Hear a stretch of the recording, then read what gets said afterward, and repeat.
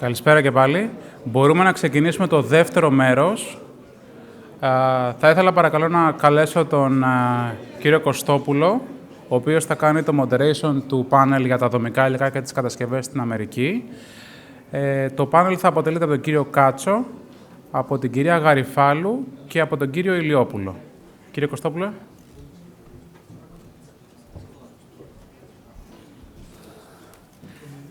Καλησπέρα.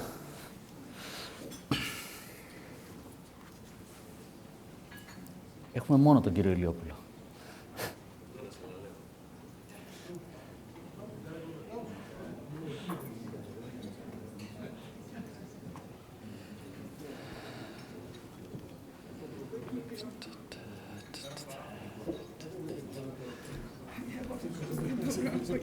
Γεια σας, Λάνα Γαριφάλου.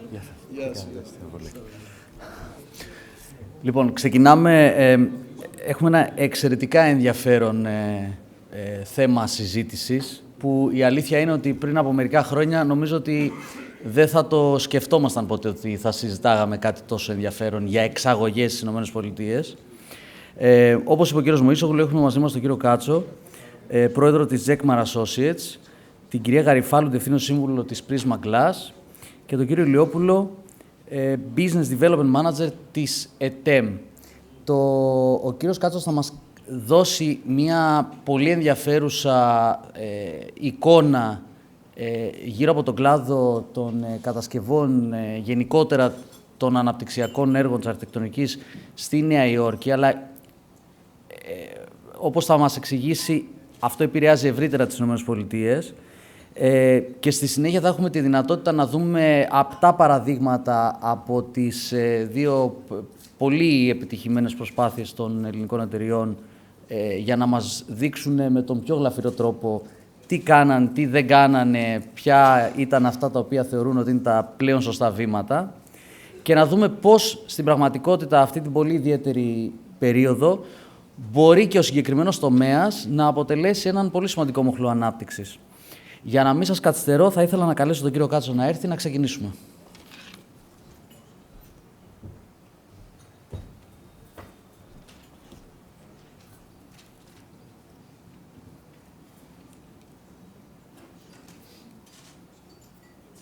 Nope. Okay. Thank you, by the way, for the American Hellenic Chamber of Commerce for inviting me here today. And I just want to give a little bit of background in terms of our relationship and how we really met. At the time, I was with and I still am, with the Hellenic American Chamber of Commerce. I headed their development, design, and construction panel and committee. And we received a call from the American Hellenic Chamber asking if we can host a delegation, a construction delegation to New York. They set certain requirements, and one of the requirements were that we set up business-to-business meetings for the delegation that they had set up. They asked for 3 business-to-business meetings for each one of the delegation members, and they didn't know whether we could do it or not. And then, shocking to them, actually, we arranged for 7 business-to-business meetings for the various delegates that came into the United States. That, and also to bring them to certain specific type projects for them to look at what's going on in New York, to get a feel for the marketplace, which is also very important. I am not a person that basically had anything to do with the Hellenic American community, even though I was with I'm a Hellenic American, obviously. I was raised in the United States, and actually my linkage even to the Hellenic American Chamber had to do with the fact that one day, one of my students, because I was also a professor for the last 30-some-odd years, one of my students said, when the Hellenic American Chamber was looking for someone to moderate a construction panel, he said, "Why don't you call Professor Katzos? He'll do the job." So that was my first linkage to the Hellenic American organizational community. After doing the first panel discussion, it was very successful. They asked me to do the second one. Then finally they said, "Why don't you take over the committee?" And finally, they said, why don't you join the board, and why don't you run? And I became the executive vice president of the Hellenic American Chamber. So that was my introduction. But obviously, my roots are deep in the United States and in the Hellenic Republic. And that's why I'm here today, to help in any way I can to promote Hellenic businesses abroad. Not so much as a business, because you'll see that the nature of the business that I'm in, but by business meaning myself, but more as a help or a tool to industries and businesses that are in the Hellenic Republic that are trying to get into an industry that's extremely difficult to get to unless you know various people. So my topic is going to be broad, and I'm going to talk about 3 aspects of the industry, and you'll see how they're linked in a second. I'll be talking about the development industry. I'll be talking about the design industry and the construction industry, because they're all interlinked in New York. A little bit about my what I do. There we go. There we go. Okay. So I'm the president of Jeckmore Associates, and we're construction management consulting firms. We work only for developers and owners of properties, and we're hired basically because of our construction management expertise. We're hired to work from the pre-construction phase right through the construction phase. On the pre-construction phase, in many cases, we help hire the architects for the owner. We help hire the engineers and all the other consultants, working as the owner's representative, let's say. In many cases, and in a lot of cases, we help hire the construction manager or the general contractor they're going to use. And then when even the construction manager is chosen and they're into the bidding documentation stage, we actually are part of the buying of all the different trades that go into the building of a building. My background in the industry is about 40 years in the industry. 35 of those years are in an executive management capacity, and with the largest construction management firms in New York. So, for example, Tishman Construction is the largest construction manager in New York, and I was the executive vice president and chief operating officer of Tishman. A lot of the people who are heading up a lot of the major companies, and some of them are national, actually were I'm not going to say disciples, but basically in some ways they were disciples and people that I've trained over the years. So the linkages are very deep within the industry.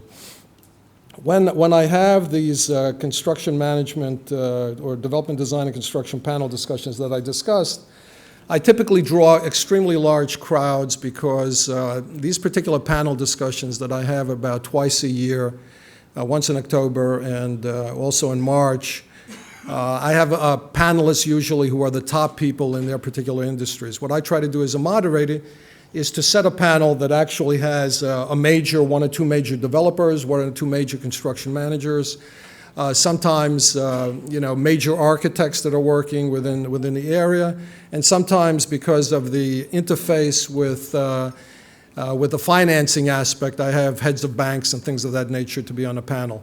And what I try to do in the panel discussions that we have twice a year is just to chat with everyone. There's no set questions or anything. We're basically, like we are here today, just chatting with the people who are on a panel and basically trying to find out what's going on in the appropriate disciplines on the development side, on the construction side, and on the design side. So in a way, my presentation is basically going to mirror the type of things that we discuss in those type of panels. And I'm going to start really with some of the projects that I've been involved with over time, which will give you a feel for the type of aspects of the construction industry that will be of interest to you. I don't exactly know who's sitting in the audience, meaning what their backgrounds are, whether they're developers who have money who want to invest in real estate, whether they're contractors who want to export their products, let's say, or whether they're design professionals who want to export that particular expertise.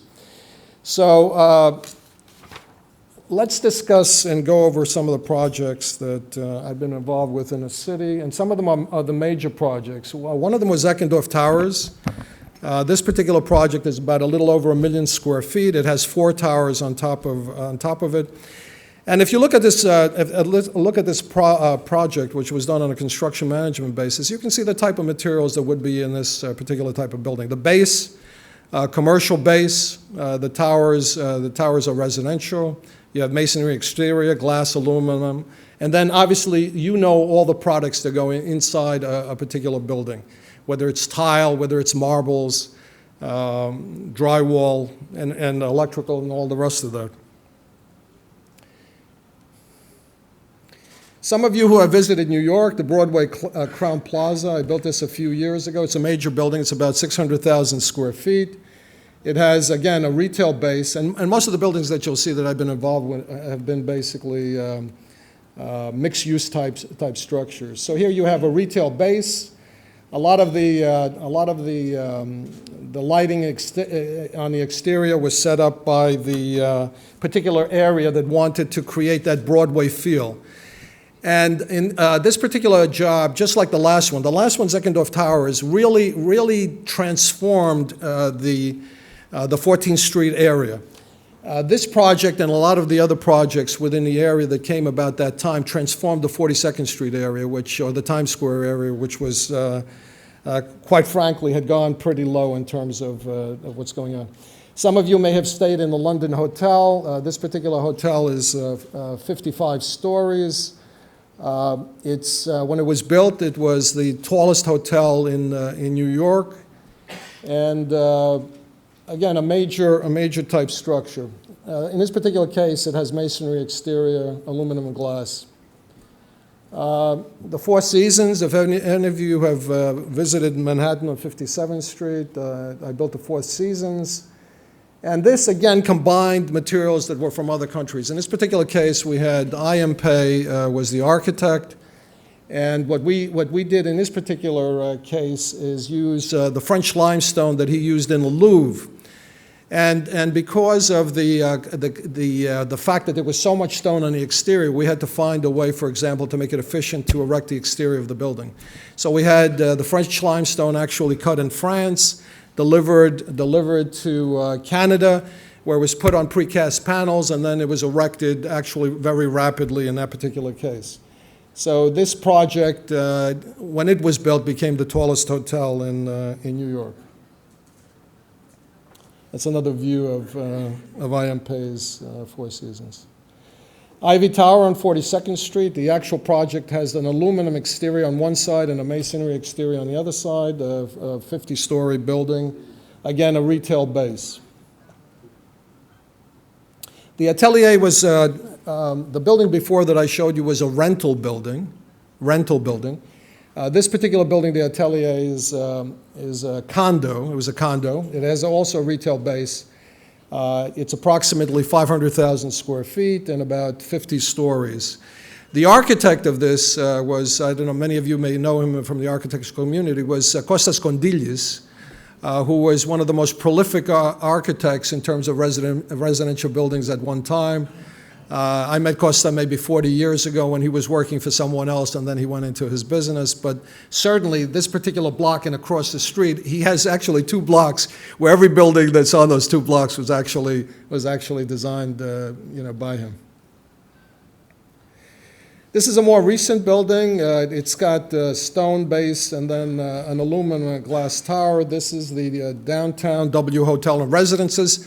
When 9/11 happened and all the buildings basically collapsed around the area, the first building that went up was this particular building, the W Hotel. It went up, and there was nothing in front of it, so it was pretty great. So on top you have condominium units, and then at the bottom you have a hotel type structure. We went backwards, okay. This is the corner. The corner was a building that came out of the 2008, let's say, problem, banking problem. And the reason why I have this is a rental building with a very powerful retail base. And when this building was constructed, after the problems that we had, this became, again, it was a rental building, but it had the highest rents in New York City. It averaged $85 a square foot. I'm going to be talking about square feet, by the way, not square meters. So if you have, for example, a 1,000 square foot residential unit, we're talking about $85,000 a year in rent. So this broke all the records. It's called The Corner because it's at the corner of 72nd Street and Broadway, an extremely successful building.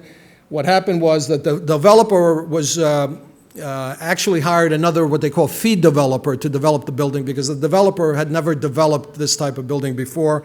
They were mostly in the retail business, and they owned a lot of retail and commercial properties, and their interest was mostly on the retail.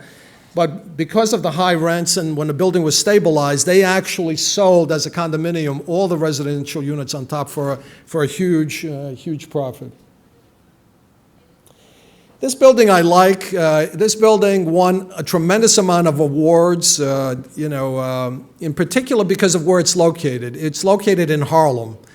And no one believed that anyone can construct cost-effectively a building that was a condominium that was subsidized by the government. And what happened was the government had the property for about 15, 20 years, and they went to many different developers and those developers couldn't figure out how to make it work financially.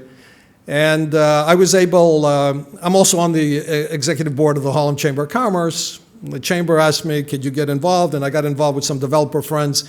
And we basically developed this building, extremely successful, extremely famous within the Harlem area. And what we did is we created in Harlem a luxury condominium building for substantially less than anything in the marketplace. So that was a very successful. That's why I'm showing it. Mark. The Mark is a 50-story residential building, again with a commercial base. Okay, the next series of buildings are very interesting. Like I said, I had very little to do with not only the Hellenic community, but my clients, none of them were Hellenic Americans or anything of that nature. And then a particular person that you may know, I think they have a stamp of him, and that's John Katsimantidis. Was starting to get into the development industry. He owned a lot of properties, but he had never developed anything. So in this particular case, the first building that he was going to develop, which wasn't a large building, actually I was introduced to him by the Bank of America, because he was going to the Bank of America for a loan. The Bank of America knew he didn't have the background or experience to develop it. They said, okay, why don't you allow us to bring someone on board that will work for the bank that you'll pay for, that can actually report to the bank, but at the same time report to you and help you in the development process. So that worked out very well. That was his first project all the way on the left side. And then we went from project to project to project. And the second project, he said to the bank, I'll hire him directly. You don't have to get involved in that. So we built 3 buildings, and the next one is the 4th that's going up right now. The first 3, the last one, just to give you an order of magnitude, the first one was about 150,000 square feet, and the other 2 were about 270,000 to 300,000 square feet, and this particular one is about 600,000 square feet. So they're all contiguous within the area. And now let me see if we have, okay. So, and John, by the way, this is an interesting thing. John owns a lot of property. I mean, his wealth was not made, obviously, by real estate. It was made, everybody thinks it's made in the supermarket industry and all that, but in reality, it was made by the oil business. In other words, refinery, storage, and things of that nature. But his next group of, let's say, acquisitions and the properties that he has and the development will, in fact, be another probably $2 or $3 billion worth of work. After this project, 86, we're now in the pre-construction time period, and he's developing a property in Surf Avenue in Brooklyn. For those of you who are in the investment end of it, developers, let's say, who want to bring capital, It may be of interest for you to be involved with other developers that may in fact, wouldn't in fact have a problem with people investing in their particular projects. And John may be of interest. This is a hotel that's going up right now on 42nd Street. It has about 665 hotel keys. And also it has residential, about 45 apartments on top. And again, you have a retail base, which is common with these type of projects. The Sky is a building that I recently completed with the Moynihan Group. The Moynihan Group was also the developer of the Atelier building that's right next door to it. And this particular building is the largest residential building in the city of New York. It's about 1,200,000 square feet. It's got 1,200 units, and it's got a health spa and all the rest of that of about 40,000 square feet. It's a major building. It's a 70-story building. Why New York? Because as you saw in the beginning, γιατί έβαλες τα κινέζικα? Actually, I put the Kinesica in case you fell asleep. But the thing is, like, why New York? Why are these type of things happening in New York? And you have to understand the construction industry in New York is close to a $37 billion industry per year. Okay, so we're talking in the last 3 years, $100 billion of construction dollars. We're not talking about the other dollars for architects and all the rest of that. And we're not talking about the turnaround of the dollars, obviously, from the workers who go to shops and all the rest of that type of thing. So it's a major industry. Here we have a map that the Chinese had put together. And as a matter of fact, when I did a presentation in China, because I'll describe that in a second, because I'm involved in another business also. Look around the world. Look around the world and see what's happening. Look at this map. It's a fairly recent map, by the way. Who's in recession? You know, look at the map. Look at the red. Who's at risk? Who is expanding? Okay, who's expanding? The United States is expanding. China is expanding. India is expanding. Indonesia, you see some of the countries that are there. Yes. So you have a tremendous amount of wealth that has been built throughout the world. It's not only the United States that has wealth. There's a tremendous amount of wealth, tremendous amount of capital. And in many cases, it's not so much about people investing to appreciate their capital. In many cases, it's people investing to preserve their capital because they're afraid. Even, for example, in China, we don't know. You can be a billionaire one day. The next day somebody grabs you, and you've read this in the papers, obviously. The billionaire is all of a sudden trapped. The wife never sees him again. And who knows what happened to the $1 billion. But look at the map. You have the Middle East. I don't have to tell you. It's in complete shambles. I don't have to discuss the Hellenic Republic. I don't have to discuss Brexit, okay? I don't know what happened the other day in the Italian vote, so I can't speak about that. But you see, there's a lot of issues, including in South America. Brazil, which was a major economy, had some serious issues. And there's uncertainty in the world. When there is uncertainty, New York does great. Okay, the more, pardon the expression, screwed up the world is, the greater New York does. So here we have another interesting scenario, because we're talking about markets. As everyone said in the food industry, there's markets everywhere in the United States. But where does the money want to go? Where does the money want to go when things go bad? When things go bad. Development and construction is not about making money. You have cycles. You have the cycles of development. So when things go bad, even though you have markets, for example, down below in Miami. Miami gets a lot of the South American money, and there's a lot of things going on right now in Miami, and it also has its own cycles. You have in California, San Francisco, Los Angeles. You have the Upper West Coast. You have the East Coast in terms of Boston. You have Middle America in terms of Chicago. Every one of them obviously has work going on, and when the times are good, everything is going on. But when the times are bad, you see what the Chinese have written? Okay, the money, see the money? It starts to flow to New York. Why is it flowing to New York? It's flowing to New York because when things go bad, the New York market, in terms of value, goes down the least. And when things go well in the New York market, it has the fastest recovery. So right now, even though we had the highest prices right before the fall of 2008 in terms of the banking issues, right now today, we've actually exceeded those values in terms of the values of the properties that we have. Another map. I'm here to talk about what's happening in design development, et cetera, in New York City. So here's a map. I'm sure some of you, or most of you, have been to the United States. New York has always been historically the financial capital of the United States. It is the largest city in terms of population. It has about 8 million people. There's no one close to New York. The borough of Brooklyn, for example, one of the boroughs, there's 5 boroughs, but the borough of Brooklyn has a population that makes it the 3rd largest city in the United States. After what? After like LA, after Chicago, and I'm talking about just a borough, 1/5, one borough has, right after Chicago, has the 3rd largest population.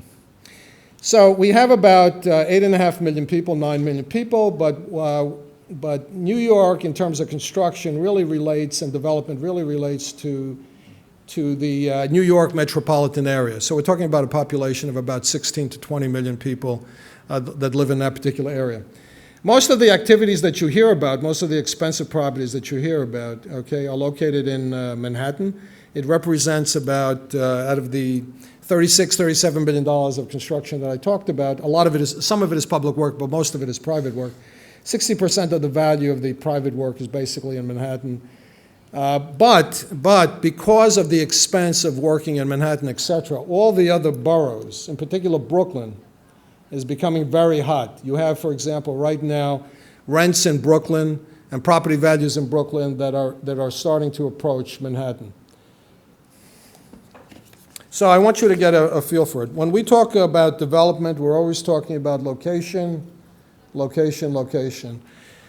And there is no finer location in the world right now, than New York, both on the upside and on the downside. So to the extent that we're talking about exporting things, exporting products or what have you, that relate to the construction industry, and there was a question asked about the other products before the food products, and there was Dimitri, I think, mentioned that if there was a suggestion of where to go, Dimitri said, I would go somewhere where there's transportation and all the rest of that, and he suggested also New York. Certainly New York is the place to go, and then from New York you can go anywhere you'd like to go. Once you're established in New York, you can go anywhere. New York is a very difficult place for people to break into. As a matter of fact, and I'm not talking about from the outside world, I'm talking about from the United States. Companies fear coming into New York from anywhere else in the United States because it has its own rules, its own regulations, and you have to know really what's happening in the city to understand all that. Just briefly to go over some contractual relationships to understand how everybody fits into the picture, because I think it's very important. We're talking about the developer, we're talking about the design entity, okay, the architects and engineers, and we're talking about contractors. So there's different models that are used for contracting purposes. One of them is the traditional approach, or what we call the general contracting approach, where basically an owner hires a general contractor for a fixed lump sum price in order to build a job that was designed by the architect engineering team. And that model presupposes that the AE documentations and specifications are 100% complete, and therefore the general contractor was able to give them a price and at the same time a specific timeline. And then obviously the general contractor went out and subcontracted all the different trades. This particular model is the traditional model in the United States, but this particular model doesn't really work for the major projects in New York, because New York is a different type of model. New York relies on the development cycles, and if your timing is basically off, regardless of what your performer shows, you can really miss the cycle and eventually maybe even lose your building. So the ability to put something together rapidly, to design it rapidly, and to build it is extremely important in New York. So many cases you do not have the time to hire an architect, work through all the plans, make sure they're 100% complete and coordinated, and then go out to bid to get a general contractor to do a job for you. When in fact, if there's any changes to the plan, you're also fighting with the general contractor because of things like change orders. By the way, I'm not sure if all of you are in this particular industry, but if you are, you'll understand what I'm talking about. So the model really that is, and then there's the other model that you may be familiar with also, where in fact the owner has their own construction management firm. They have their own AE or architectural firms in-house, and they basically just hire the contractors to build a building for themselves. Okay, that happens also. There are a few developers that have those capabilities, but most of them don't. Most of the contracts that are awarded in New York, in particular, are what we call construction management type contracts. One is an agency form of contract, where basically the owner hires the architectural engineering team, and the owner then hires an agency construction manager, and the concept is a team approach, where the construction manager is hired as an agent who works with the architect, making sure that the plans and specifications, when they go out to market to the prime contractors, are in fact complete and coordinated, and in fact they can get the best price, and in fact you have the scheduling model in place, and you have the purchasing model in terms of the costs. The construction manager as an agent does not have any guarantee of costs, nor does the construction manager as agent have any guarantee of schedules.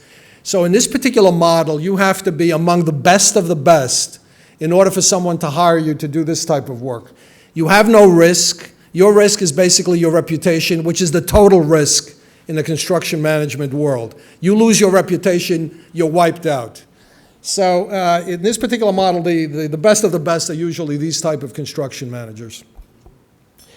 When they, and by the way, because there's no risk, the fee structures are also very low. We'll talk about the fee structures in a second. So for a major job, let's say, $100 million, that's not even a major job anymore. 2, 3, 400 million, $1 billion type project could be on a fee spread of about 2%. Okay, $100 million job, $2 million fees, but the owner pays for all the staff and all the employees that are involved in any particular job. Again, the plans are developed, and then the construction manager goes out to bid directly to the prime contractors for every one of the trades. So the construction manager will go out to excavation foundation contractors, superstructure contractors, exterior wall contractors, elevator contractors, mechanical contractors, electrical contractors, plumbing contractors, all the contractors, carpets, everything that's involved in a project is bought by the construction managers. In order to add some risk, they changed this particular model a little bit, and sometimes those of you who are in the industry, and by the way, it's very important for you to know who you're working for and what their contractual relationship is with the owner. They develop what they call the guaranteed maximum price form of contract. Okay, in this particular case, the construction manager is taking some risk. In other words, when the plans are a certain percentage complete, typically about 80% complete, when the major trades are bought, at that point, the construction manager gives them a guaranteed maximum price. What are the major trades? Foundations, superstructure, exterior wall, elevators, drywall, MEP trades, represents about 75 to 80% of all construction costs. At that point, they give a GMP. And the way this form of contract works is they have a fee, and at the same time, depending on the relationship and the negotiations, is also what the cost savings are. And the cost savings are split in this particular form of contract. So if they had a fee, for example, a higher fee because it's a GMP, let's say of 3, 4, 5%, they also have a split of the savings because This form of contract and that form of contract is what we call an open book. The owner has ability to see what the prices of the contracts were. So in this case, it could be a 50-50 split. So let's say we had a $100 million job. The job at the end of the day was bought for about $90 million. The construction manager gets, let's say, the 3% fee, $3 million on a $100 million job, and then for the $10 million saving, they get another $5 million as part of the cost-saving negotiation. So let's talk about development for a second. And by the way, John, stop me when it's appropriate. John, stop me when it's appropriate because I can go on forever. So let me talk about now. I think it's extremely important to continue since it's very interesting, but don't go forever. Okay. I won't go forever, but stop me because this is like something that I do every day. So what I'm going to do right now is talk about development as an entity, okay, a developer. I'm going to talk about the design, design entities, and I'm going to talk about the construction end of it. So let's talk a little bit about the development and some of the things that are going through the minds of a developer and what they're thinking about. The developer is looking at market cycles, and it's very important for the developer to know what cycle they're in. That's part of the reason why I have my panel discussions, because many times I sit there and I'm saying to people, like what's going on in your industry, what's going on in your industry, what's happening, so we can all look at the cycles. So let's talk about the cycles. There's basically 4 cycles. One is the down cycle, okay? Everything's going down. What happened in this particular cycle? It was overbuilt. We're talking about a supply-demand scenario in this particular industry. It was overbuilt. We built too many apartments. We built too many office buildings. There was not enough people renting the apartments that we build. There was not enough people basically there to buy the condominiums that we build. So what happens? Everybody now has product, and the only way you can move a product is by dropping your prices. So the prices start to drop. In a down cycle, you overbuilt, the prices are starting to drop until they reach a particular point where people start now buying. They start buying, and that we call the absorption cycle. In other words, the marketplace is absorbing the units that are out there. The market is absorbing the office buildings that are there. The market is absorbing the retail space. As the market absorbs the retail space, okay, and what happens then? Supply and demand. The market is absorbing this stuff. There's no apartments. All of a sudden, the prices are getting high. The prices are reaching a certain level. The rentals are reaching a certain level, the condo prices are reaching a certain level, and everybody says, the developers start saying, all of a sudden they perk up and they say, oh, it's time now to start new construction. Okay, so the new construction cycle starts, and they start building again. And by the way, when that cycle starts, that's when, if you're in that cycle and the prices are going up, you're building a building, you haven't built it yet, you market it for $2,000 a square foot, the market is going up, you're getting $25,000, $3,000, you stop, you change the prices. You know what I'm talking about, supply and demand. Until finally what happens, the market gets saturated again because everybody was overbuilding, and then the cycle starts all over again. This is effectively the New York model.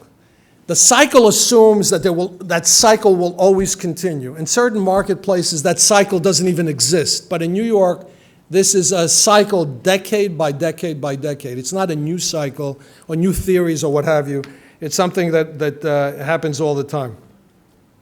Locations related to development. We were talking about it earlier.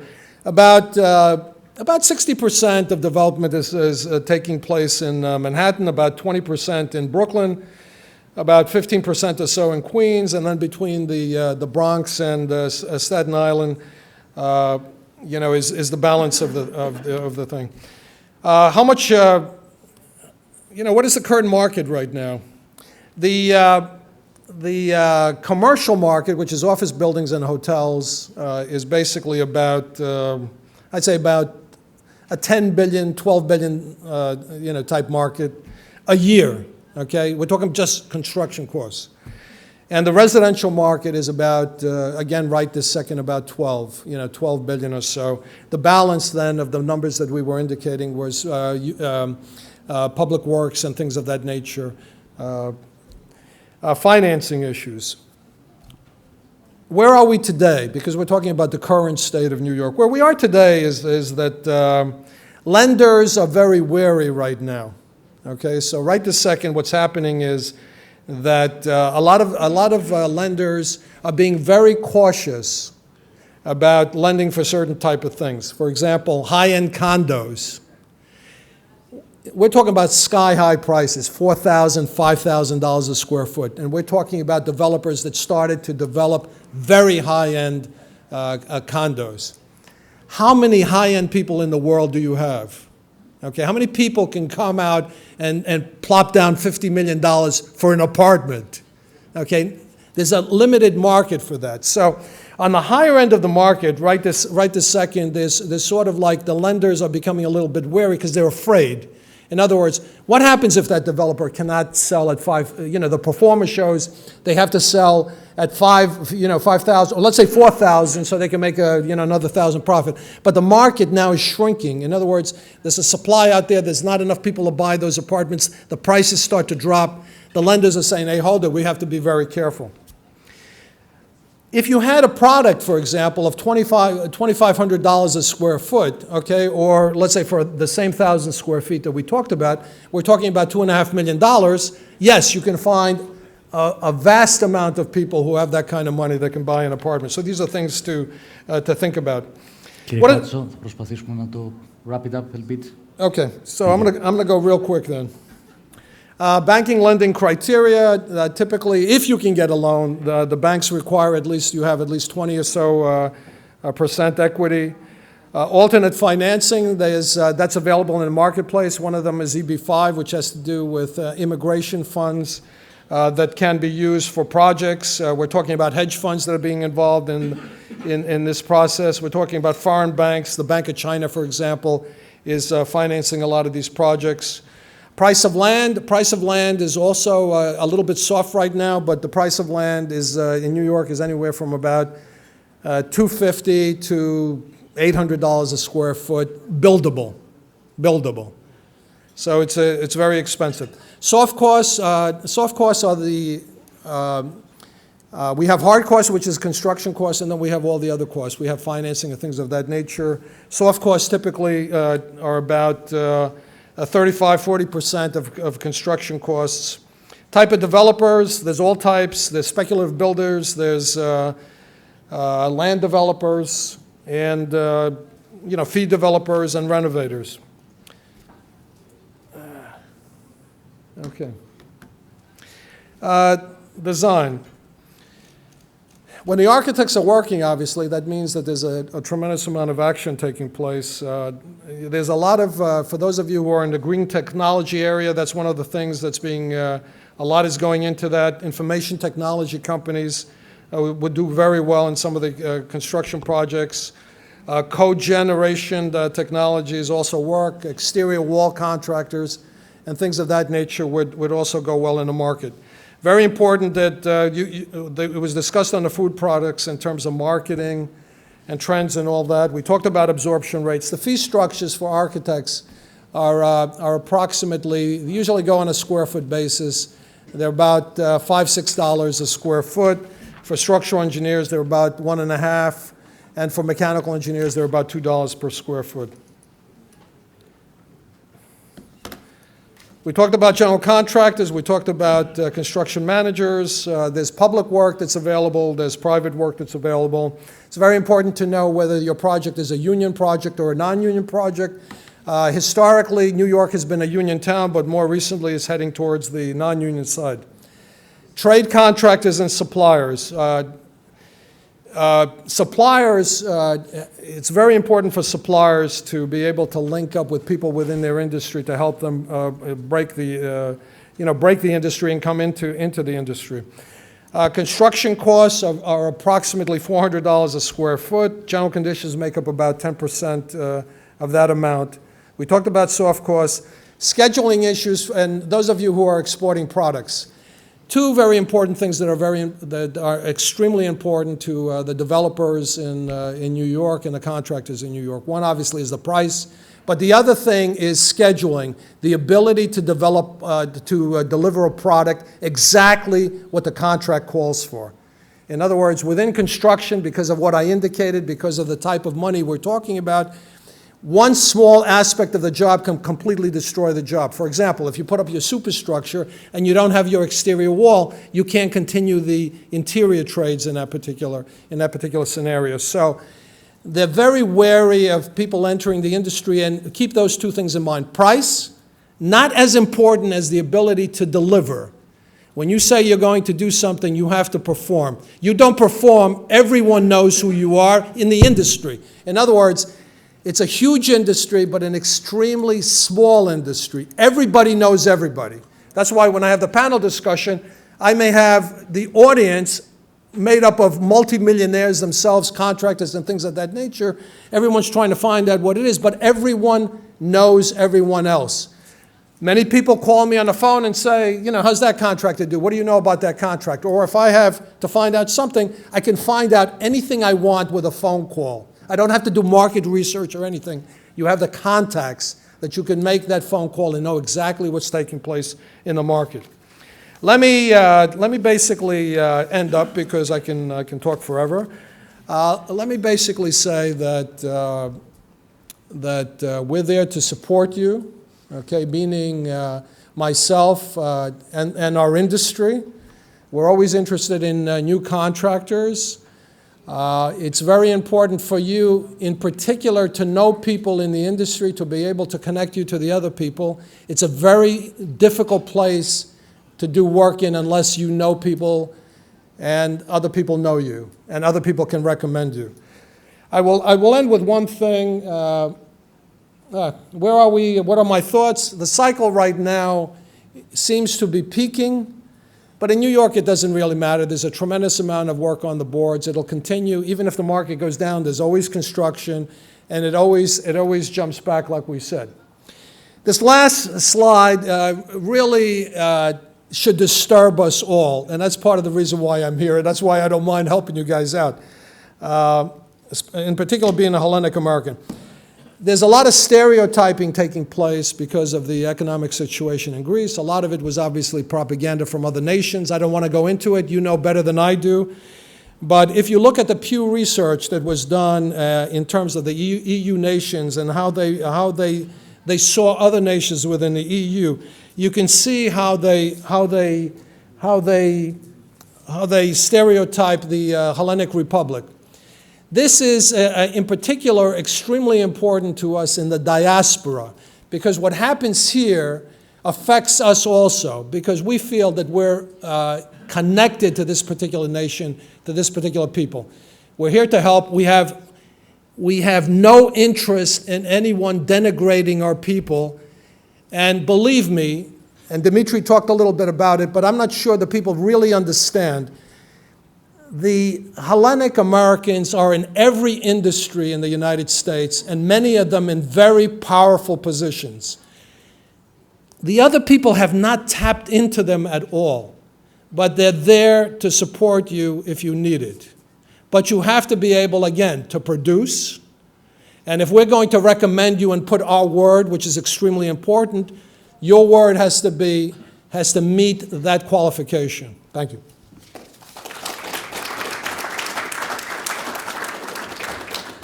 Ευχαριστούμε, κύριε Κατζό. Τρέχοντας, συνεχίζουμε με την κυρία Γαριφάλου, Διευθύνουσα Σύμβουλο της Prisma Class, για να προλάβουμε να έχουμε κάποιες ερωτήσεις που νομίζω ότι σίγουρα έχετε μαζέψει. Κυρία Γαριφάλου. Κυρίες και κύριοι, καλησπέρα σας. Πήρα την απόφαση να ανταποκριθώ στην ευγενική πρόσκληση η οποία μου έγινε να εγγραφώ ως ομιλήτρια στο παρόν φόρουμ, θέλοντας να σας μιλήσω για την εμπειρία της εταιρείας μας Prisma Glass στην αμερικανική αγορά.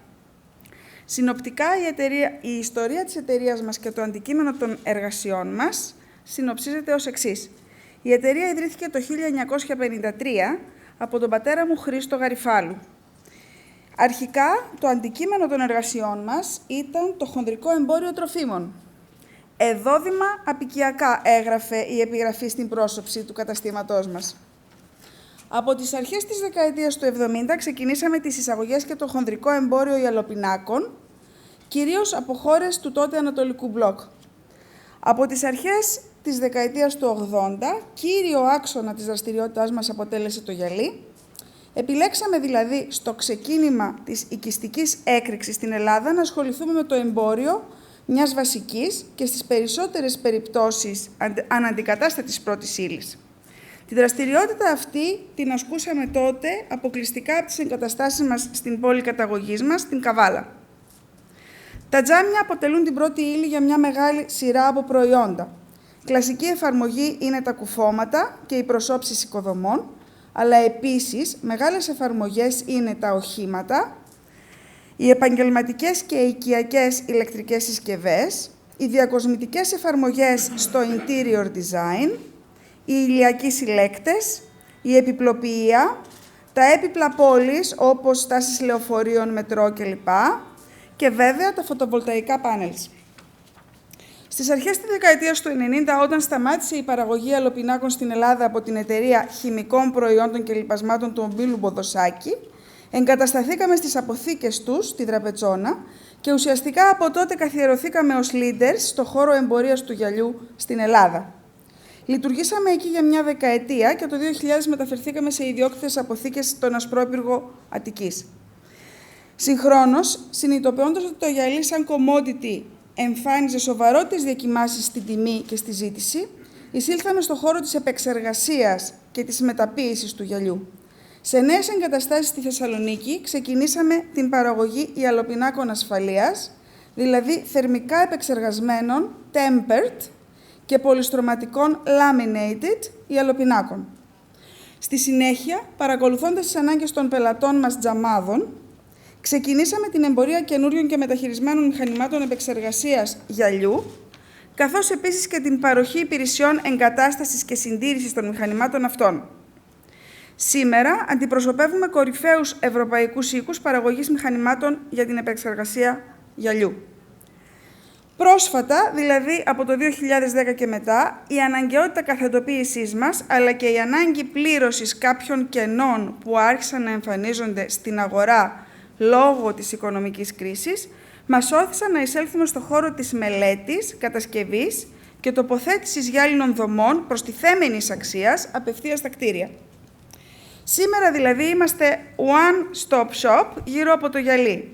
Προσφέρουμε μια ολιστική προσέγγιση για ολοκληρωμένες λύσεις για το σχεδιασμό και την κατασκευή υψηλών απαιτήσεων κάλυψης κτηρίων, προηγμένων αρχιτεκτονικών προσώψεων κτηρίων, καθώς και υψηλής ποιότητας γυάλινων εσωτερικών κατασκευών με καινοτόμο σχεδιασμό. Δραστηριοποιούμαστε στην αιχμή της τεχνολογίας επεξεργασίας γυαλιού και εφαρμόζουμε κάθε καινοτομία και εξέλιξη στο χώρο. Έχουμε την ικανότητα να προσφέρουμε συμβουλευτικές και τεχνικές υπηρεσίες από τα πρώτα στάδια ενός έργου και να υποστηρίξουμε το έργο έως την ολοκλήρωσή του.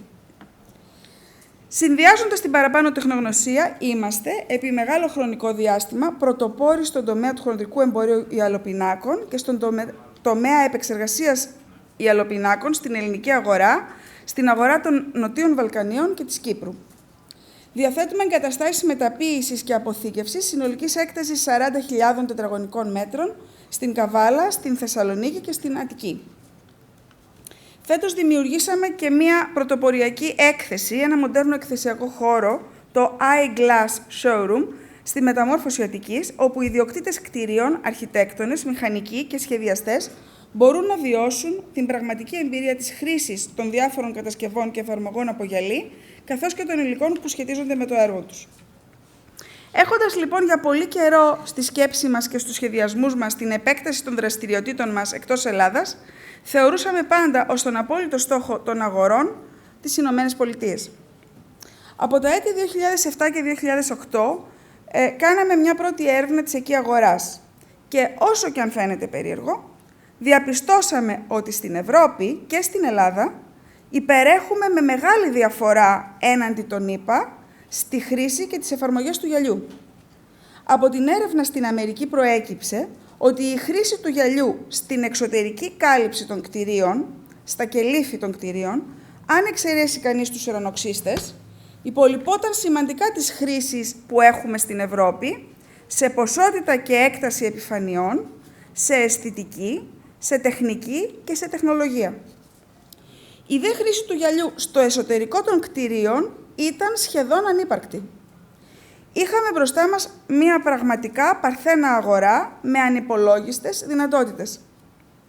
Δυστυχώς, το συνολικό κλίμα που βιώναμε επιχειρηματικά τότε στην Ελλάδα, υπό την επήρεια της χρυσής εποχής των Ολυμπιακών Αγώνων και της επίπλαστης ευδαιμονίας της φούσκας της πλεονάζουσας ρευστότητας, καθυστέρησε το να σπεύσουμε να αξιοποιήσουμε νωρίτερα τα συγκριτικά πλεονεκτήματά μας στην αμερικανική αγορά. Κάπου μεταξύ του 2011 και 2012, όταν πλέον είχε ανεπιστρεπτή περάσει η εποχή των παχιών αγελάδων στην οικοδομή, αισθανθήκαμε την ανάγκη να κοιτάξουμε, όπως και οι περισσότερες ελληνικές επιχειρήσεις, μακριά από τη χώρα μας και τα Βαλκάνια, διεκδικώντας το δικό μας κομμάτι στη βασίλισσα των αγορών. Η στροφή αυτή πήρε σημαντικό χρόνο να υλοποιηθεί, καθώς εντωμεταξύ έπρεπε να θωρακίσουμε την εταιρεία μας από την κρίση στην Ελλάδα και να αλλάξουμε τον τρόπο σκέψης και λειτουργίας μας, προκειμένου να μπορέσουμε να ανταπεξέλθουμε στους νέους κανόνες του παιχνιδιού. Με το βλέμμα στραμμένο πάντα στην Αμερική, γίναμε πιο ταχυκίνητοι, αλλάξαμε το μείγμα των προϊόντων μας σε προϊόντα υψηλής προστιθέμενης αξίας, επενδύσαμε στη βελτίωση της τεχνογνωσίας μας και αναζητήσαμε νέα κανάλια για την ανάπτυξη των εργασιών μας. Και τότε η ευκαιρία χτύπησε την πόρτα μας, μέσω του ελληνοαμερικανικού επιμελητηρίου, το οποίο θέλω σε αυτό το σημείο να συγχαρώ και να ευχαριστήσω θερμά για το έργο του. Συμμετείχαμε λοιπόν το Μάρτιο του 2015 στην B2B αποστολή του επιμελητηρίου Trade USA 2015 Construction Mission New York, USA. Βρεθήκαμε μαζί με μια ομάδα σημαντικών ελληνικών επιχειρήσεων από τον χώρο των δομικών υλικών και των κατασκευών στην πόλη της Νέας Υόρκης, με ένα στόχο, την άμεση εμπλοκή μας σε δουλειές εκεί. Ομολογουμένως, η αποστολή ήταν άριστα οργανωμένη. Υπήρχαν οργανωμένες B2B συναντήσεις με αμερικανικές επιχειρήσεις του είδους, αρχιτεκτονικά γραφεία, developers, κατασκευαστές, τοποθετητές, σύμβουλοι έργων, προμηθευτές υλικών, όλοι οι εμπλεκόμενοι στις κατασκευές ήταν εκεί, στη διάθεσή μας για την παρουσίαση των προϊόντων και των δυνατοτήτων μας, για την ανταλλαγή απόψεων και την προσέγγιση από κάθε πλευρά της δυναμικής, αλλά και της πιο απαιτητικής αγοράς του πλανήτη. Εκτός όμως από τις επιχειρηματικές συναντήσεις, είχαμε και τη δυνατότητα να επισκεφτούμε 2 εργοτάξια. Το ένα, μάλιστα, από τα 2 είναι το πιο prestigious κτίριο κατοικιών στην πόλη της Νέας Υόρκης. Αρκεί να σας πω ότι το penthouse στο κτίριο αυτό πουλήθηκε μετά από την επίσκεψή μας για $80 εκατομμύρια. Όπως καταλαβαίνετε, η εμπειρία αυτή ήταν ανεκτήμητη. Για εμάς το event αυτό ήταν ένας μηχανισμός κατανόησης του πώς ακριβώς λειτουργεί η αμερικανική αγορά σε όλο της το φάσμα, γύρω από τον κλάδο μας, τι ακριβώς ζητάει και πώς πρέπει να την προσεγγίσουμε. Ήταν όμως η πραγματική ανάγκη της αγοράς αυτής για το υλικό μας, το γυαλί, λόγω του πραγματικού κατασκευαστικού οργασμού που συμβαίνει εκεί, που μας έφερε άμεσα το αποτέλεσμα. Κλείσαμε δουλειές άμεσα, κυρίες και κύριοι. Έχουμε ξεκινήσει τις εξαγωγές και επεκτηνόμαστε. Η κατασκευή νέων κτηρίων και η ανακατασκευή και ανακαίνιση παλαιών